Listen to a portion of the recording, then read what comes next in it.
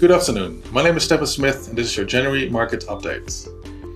The year started with significant geopolitical headlines, including the US operations of Venezuela and the remarks around Greenland. And all this created a lot of uncertainty and therefore market volatility.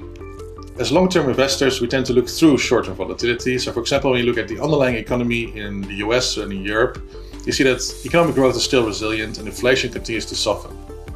And this is called a Goldilocks environment and it's great for stocks. The equity market rally continued to broaden as gains spread beyond the large US tech companies and into smaller companies and other international markets. As economic data came in stronger than expected, bond investors started to push back on their rate cut expectations. This resulted in higher interest rates and a more subdued bond market around the world. In New Zealand, it looks like interest rates are bottoming out. As a result, bond prices came down and the currency is strengthening. The New Zealand dollar gained about 5% versus the US dollar over the month. This means that New Zealand companies that export their products worldwide became a little bit less competitive.